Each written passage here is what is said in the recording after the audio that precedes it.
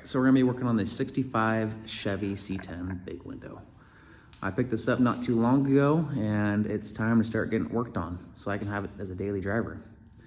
I'm going to be first fixing the fender problem. As you can see here, on both sides are rotted out. I've noticed that it seems like this is a common thing on these trucks because my dad just picked one of these up the other day, same problem. He is gonna be using license plates to fix his. But I think I have a better and more cool idea to fix my fender. I don't know if I'm ever gonna plan on fixing this truck up where it's pristine and, you know, cherry paint job again. I do kind of like patina and rat rods. So stick around and see how I fix it. All right, it's time to clean up my mess that I've made today. But I am pretty happy with the fender.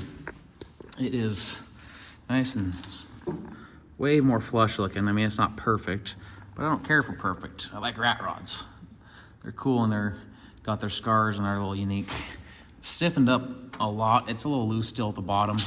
I might add some more of these little supports just to make sure it doesn't slowly break away. But as you can see, this thing is pretty rotten in spots because that's inside the cab.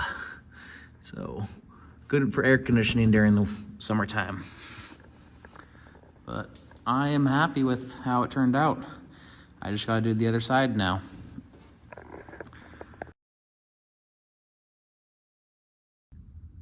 I'm super thrilled how this fender's turned out on this. I had a pretty good idea how it was gonna happen, how it was gonna look and turn out, but you don't know until you do it. So if you guys wanna keep on seeing more videos of the progression of the 65 C10, me getting it back on the road and kind of building the car, make sure you guys like, subscribe. I also will be working on my 31 Model A as well. This will be at the Cummins in it, which I have the Cummins over there. I gotta finish cleaning it up and painting it, and I'm waiting for a transmission before I can get it mounted in the car.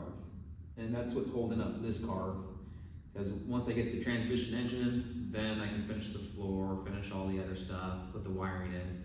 So I'll be excited when this one comes because this is my dream car. I wanted my whole life.